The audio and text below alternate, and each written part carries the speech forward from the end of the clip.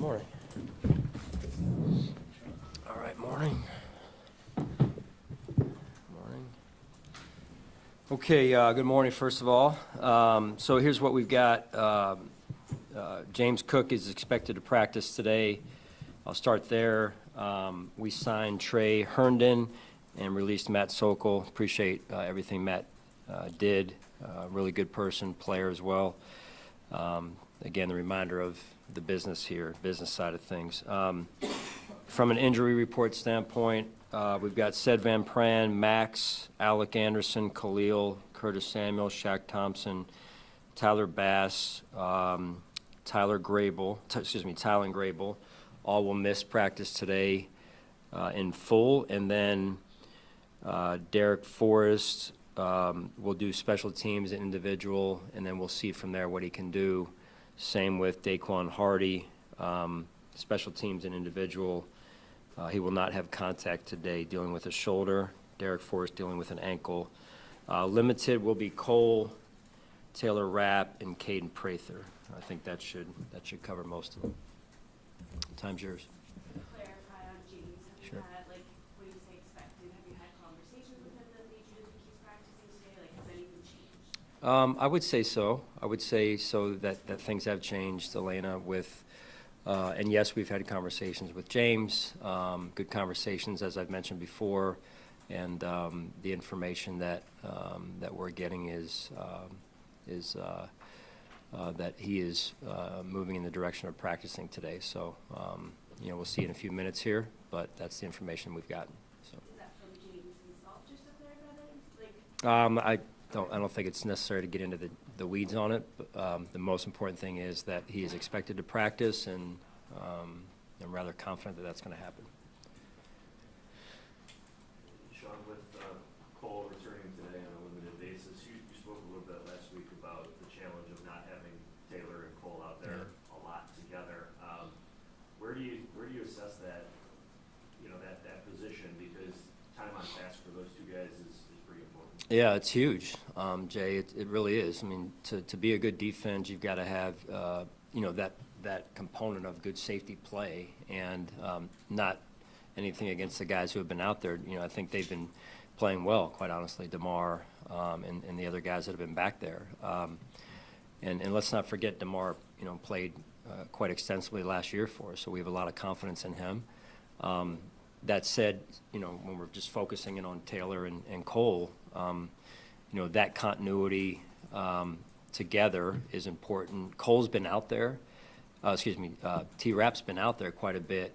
Just over the last week he hasn't or so, but Cole's the one who's missed quite a bit of time, again, just like last year. So, it remains to be seen what he's truly able to do and do for us, and that's a big position for us, right? So, and then like I mentioned, numerous times over, the continuity between the two of them and pairing up, kind of like the Batman and Robin piece, like it's just experiencing things together. How did you see it? How did I see it? Being in the film room together, it's huge, and we're getting short on time. With in regards to Cole in particular, you referenced it there. How tough is that as a coaching staff when you made an investment in a player and you want to see, but you haven't really been able to tell with the injuries? Yeah, you get a little bit. There is some level of frustration. But it's not the first time, right? You always deal with, things this time of year or through the course of a season, and you adjust. That's what we as coaches do, and you can only control what you can control. And in some ways, same for the player. It's not like Cole's not wanting to be out there or not trying to be out there or he wants to be injured. That's not it at all. He's the exact opposite of that. That said, there is a piece of this that, hey, we don't know because we haven't seen enough at this point. So it's a little bit of a question mark right now in terms of the position overall, but it is an important position for a defense. Sean, you had such a unique thing with Micah and Jordan, and I know that's in the past, but is it not specifically to these players or the injuries, but has it had to make you change the way you look at the position for your team just because you had that experience? They were out there, it seems like, all the time, and between injuries and youth, it's different now than it was then. Do you look at the position itself from your total defense differently than you Yeah, did before? not necessarily, Mike. I think the biggest thing is you cannot lower your standards, right? And it is such an important position to a defense. I mean, years ago, coaching Brian Dawkins, we had Mike Lewis next to him, we had Tim Houck next to him, we had Blaine Bishop next to him. And you know, that pairing up is critical, probably more than any position on the field, offensively, defensively. And I think the important piece is that we don't lower our standards. If we want to be a good defense, you got to have two safeties that can play football for you. What did you think about Michael Blake, what he showed you on his snap Saturday, and what have you learned about him since camp started and the pads have gone on? Yeah, I like him. You know, we talk about being a smart football team on defense, in particular in this case, and he is smart. He's tough. He can set a tone for us. And so he's been a really good addition. We've had our eyes on him for, a few years. And to get him here now, it's what you see on tape, you really never know until you get a player here, and free agency is always a little bit, some unknown, because you just don't know, coming from a different locker room, culture, what have you. But I think he's going to be able to help us, and unfortunately, he'll be gone for the first 6, so we've got to manage that, as you guys know. Sean, on Tyler, where is he right now, Tyler Bass, and how do you balance not being able to have that operation take place here in the middle of training camp just a couple weeks away? Yeah, I mean, that's, again, similar to the safety position. Some level of we got to get going, and Tyler knows that. We've talked. I know Coach Tabes and Tyler have talked. We got to get going, and he'll be out there today a little bit. We're trying to get him going. I said he's going to be out there in like limited fashion-ish. What he's going to do is, he's on a program, and it's, crawl, walk, run, for lack of a better way of saying it. And then the other kicker will be out there too for us. So that'll help us actually be able to get some things done from an operation standpoint. Working on some things, and it's we're getting closer. Like for all these guys who have been out a significant amount of time, we're getting closer and closer to the start of the season, and no one's going to feel sorry for us. So we got to get ready to go. So. Time's running out. Hey, Sean, with Grable and Sack both sidelines, you get to look at some other guys. Can you give us your thoughts on what you thought of Chase Knox? You played him at some tackle, some guard. It's a guy that you drafted. You need to find a swing offensive line. Yeah, I thought he did some good things, and I would, if Chrome was sitting here, Joe, they'd echo the same. To be able to play two positions, I think shows some level of flexibility. For all these guys that played their first game, it was their first game, right? I'm sure you guys remember the first story you ever wrote, right? And where you are now, what an adjustment. And so it's no different for me, like first game you ever coached compared to now. And it's for our veteran players even. You go through your first preseason game and you're like, okay, I'm back in the saddle again, and it doesn't always go exactly the way you would hope, but the adjustment from game 1 to game 2 for these players, young players, older players alike, is important. And this week here is a big week for us. From practice the next couple of days, 2 hard practices that we had drawn up, and then obviously traveling to Chicago and practicing against them, and then playing on Sunday night. Is there any timeline on Maxwell Harrison in terms of when he can start kind of ramping up again? Yeah, I don't have any true updates other than he is, off the crutches and starting to move around a little bit more, and starting to move around now, walk through for the first time. So, it's a little bit like Cole's situation last year. When you get injured, unfortunately, as a young player, you're missing a ton of fill in the blank reps, experience, technique work, fundamentals, all those things, and so there's going to be a lot of work to to get down here as he continues to get going from a ramp-up standpoint. Sean, how about Curtis Samuel? You know, we saw him in pregame warm-ups on Saturday before the game, but then you just mentioned that he won't practice. Is he relatively close? We're getting close. Relatively, is it? Yeah, we're getting close. And I would say, you know, with there's progress in all these names that I read off. You know, it's just sometimes small progress, you know, or we'll get, hey, we think we're making progress.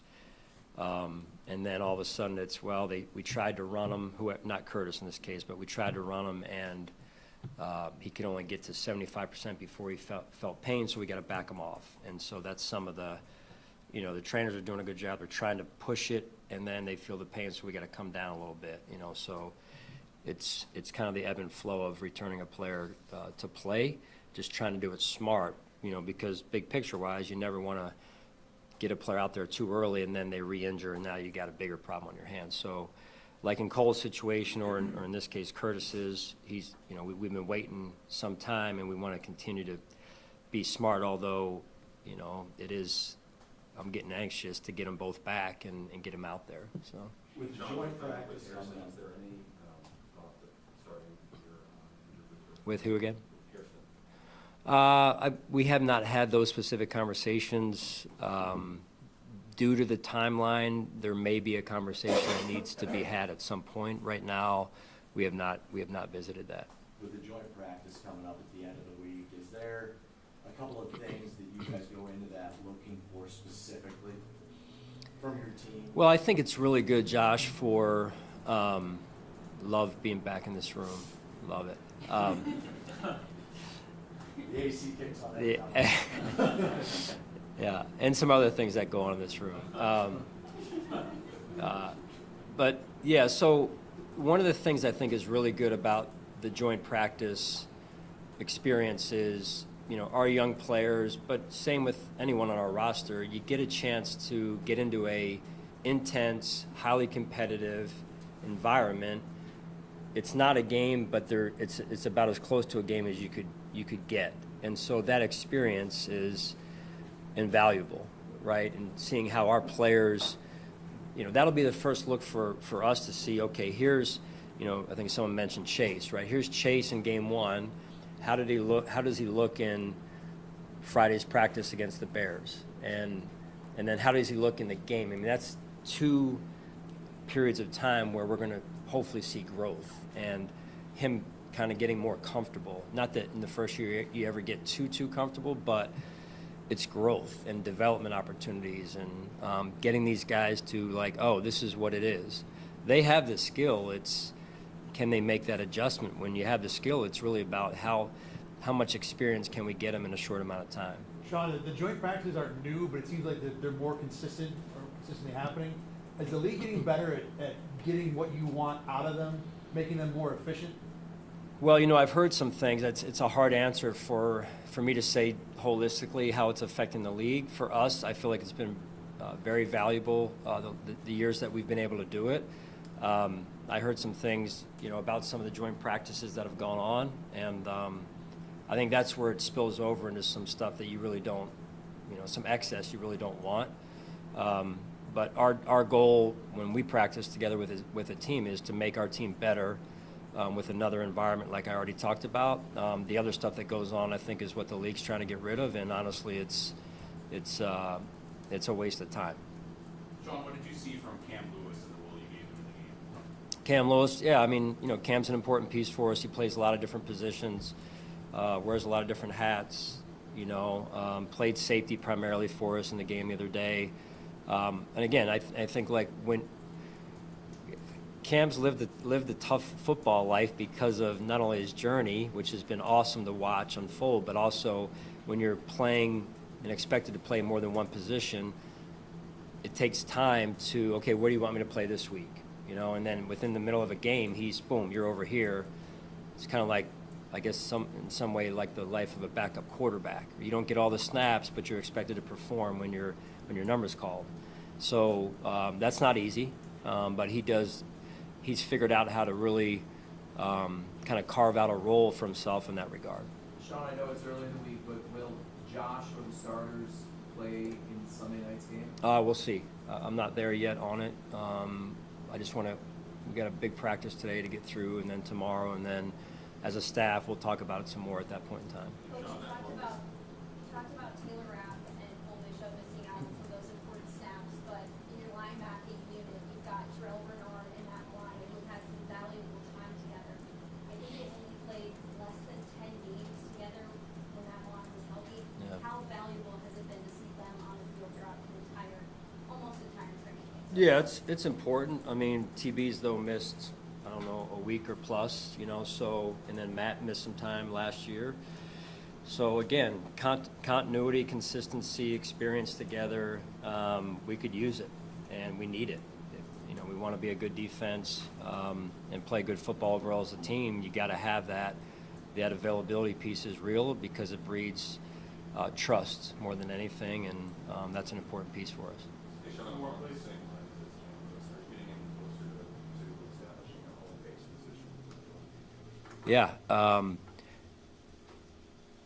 The answer is no, but it's no in a good way. No from the standpoint of he has shown that, and the reason why we drafted him, you know, that flexibility, he has shown that since he's gotten here. A lot of work to do, right? So thought he did some good things in the game, and then the week leading up to the game as well prior to the game. But right now it's a new week, and he is going to be tasked with balancing more than one position, and that'll be his role, at least as it stands right now, and that's a challenge, right? So he looks at this point to have the football acumen to be able to balance it. We'll see as we move forward here. Sean, one more clarifying question on James. Is his situation still kind of day-to-day, or is it a hold that's over? Too early to go there. Right now, I'm just focused on what's right in front of us, which is the practice, which would be a step for us here, which is what we're focused on right now. All right, thank you guys, appreciate it.